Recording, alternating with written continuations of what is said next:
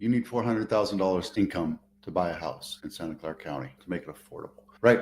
San Jose, Sunnyvale, Santa Clara metro area, annual income of $408,000 is needed to afford a typical home sale and the highest in the nation. That's more than 8% higher than a year ago. Guess what? Our trend in Santa Clara County is about 8%. For a while, it was about 12 to 15% growth, 8%. That's about typical in this area. Why it's important for you to buy a house. I know people that 10, 15 years ago, they're like, I'm going to buy a house when the market crashes. They're still renting, and nothing personal, but that's just it. Said an annual income of 128 is needed to afford an apartment for rent in San Jose, Sunnyvale, Santa Clara. Consider a home affordable if the buyer is taking out a mortgage and spends no more than 30%. Now, it's usually 35%, and we go up to 45%. But yeah, wanted to show you this real quick, because I always have charts, all these exciting, fun charts. Let me break this open so you can see this. I'm going to move this over here. There you go. Pardon me.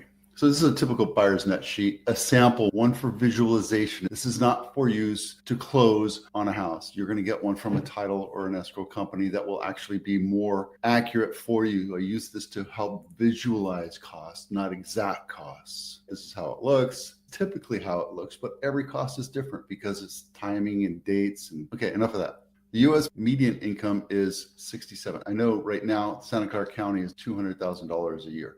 That's the median income right now. And if you bought a house today, the median priced house is 1,845, which has gone down dramatically over the last couple of weeks. That takes 73% of your income to purchase a house. You could buy $1 million house, which is a lot less, but just for this example, it would be 73%. So it would be unaffordable if you had median price. Good news is we're seeing the market to be a balanced market. If you made $400,000, as that article suggests, it's still 35%, not 30%. That's loan to income ratio. These numbers are completely off. This number right here, 35%, if it's a $400,000 income and a median priced house in Santa Clara County. Now, they're probably using more specific numbers, etc., so don't expect it to jive exactly. San Francisco is the next highest, just above us, shrinking gap.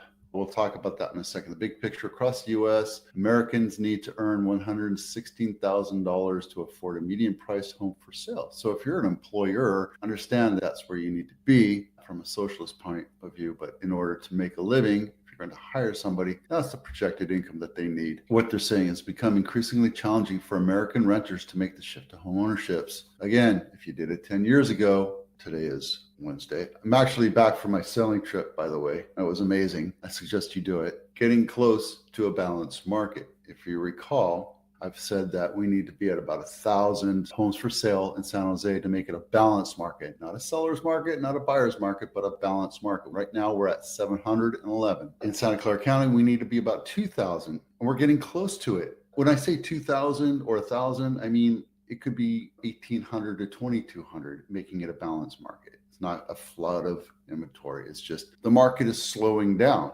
and we're in the middle. Actually, we're at the tail end of our selling season, and we're seeing the market slow down. If you can afford it, this is the time to do it. This is the time to buy. I just bought a house in Las Vegas for my parents. I'm taking advantage of this market. It's not a hot market. I don't have to spend $400,000 over list price to buy a house that I don't like. I don't have to pay a higher price. The higher the selling cost, the worse for me as a buyer. Okay. Now, if you're selling, it sucks for you, but if you're selling and buying, it's actually a good thing, because when you have lower selling costs, you're paying me less, you're paying the buyer's agent less, you're paying escrow, tax, and everything else less. You can buy a larger house. It doesn't matter if you're buying a larger house or a smaller house. I bought a smaller house than this. I had no competition. Offers are gone. The market has dried up a little bit. Buyers are being a little mamby-pamby. They're like, oh my God, 7%, it's so unaffordable. It is unaffordable, but if you can afford it, squeak by, you can buy $1 million house instead of a $1.8 million house, or get into a townhouse or what have you. Get into a house now because there's no competition,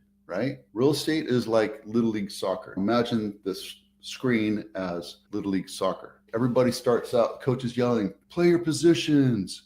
And all of a sudden the ball starts off, gets kicked, and then the ball goes over here, and all the kids run over here, and then they start scrambling for the ball, and there's nobody else playing their position. A new house is on the market, so all the buyers go over there. and they got to check it out. And the ball gets kicked over here. So everybody goes over here, and then the ball gets kicked over here, and then nobody's playing position. The analogy is you're looking for the new shiny thing, like a cat. And I'm like a cat too. We're all like cats where we're like, we want to play with that laser beam, right? Look for the houses that have been on market 30, 60, 90 days. They're not fresh. And if you're a seller, you got to get in this mindset. You're not going to get your house sold in 7 to 10 days right now because the market is not where it is, unless you price it really aggressively low for the condition, location. And the market is telling you right now, be low. Take what you get and move on. If you list it low and you attract 5, 10 buyers and you get offers in hand, then you don't have anything to worry about. You can pick the highest one. Who cares what it sells for, because less is more. You're paying me less, the buyer's agent less, escrow and taxes less. Let's say you had a house that was worth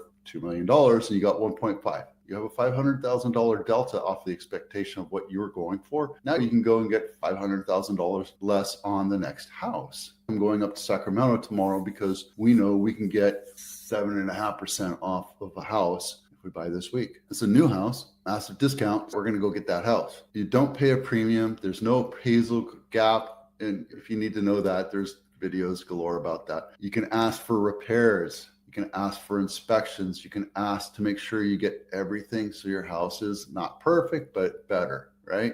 Again, you have lower closing costs. You have lower property tax. So this is good. When we're going into a balanced market, this is what we've been waiting for the last few years. 4 years ago, 2020, 2021, we were in a firestorm. We had 25 offers on every house, and you were getting $300,000-$400,000 over list price. And that was great for sellers. But then they had to take that money and buy something else, and they had to compete. Right now, there's hardly any competition, especially if you're looking for houses that have been on market for over 60, 70, 90 days. And yes, right now we're at a balanced market. Mountain View, home of the week is Calderon, and not my listing, 3-bedroom, 2.5 bath, 1,800 square foot, built in 1997. I picked it is because it's walking distance to Castro Street. See a trend here? Keep on looking at houses that are close to a downtown, a Main Street, USA. Calderon is an avenue, meaning it's a semi-busy street. So that's why they priced it a little bit lower, 2.8. Let's take a quick look. Oh, these are dark pictures. I love the box brownie look. And, it's a standard house, looks nice. I wonder if it has an HOA. No HOA. That's beautiful. Original list price is 2.888. Now they're down to 2.8.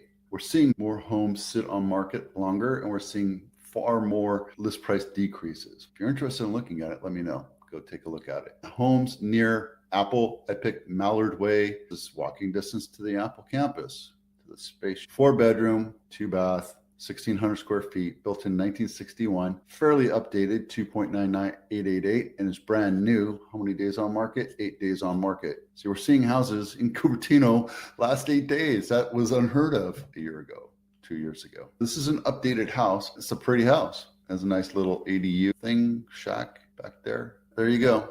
$3 million. This is distressed home of the week. I would love to have this house. $1.8 million, Monroe Street. I sold a house on Monroe a few years back. 4-bedroom, 2.5 bath, 2,600 square feet, built in 2024, which I'm calling BS. But here you go. I don't know why it's there. Monroe is right there. You're close to everything. Santa Clara University. Let's take a quick look inside. Maybe they rebuilt it. No, this is a circa 100. Look. You can take a look and see this one's ganked up, beat up, needs some love. Let's keep an eye on this one. It looks like a wall heater. The vents tell me that there's HVAC. This is a 100-year-old house. It has access to an attic. That's cool. I'm sure that it has a basement too. Probably have access to it. That was an add-on right there, with or without permits. Wow, that's a whole lot of house. This is a perfect example as to why there used to be attached garages and now we have detached garages. Back in the day, you used to have horse and buggy, right? The buggy would stop, you would offload right here, you get into your house, and then your husband or your stableman, depending on how wealthy you were, would take the buggy and the horse into the garage or into the stable. That's why we had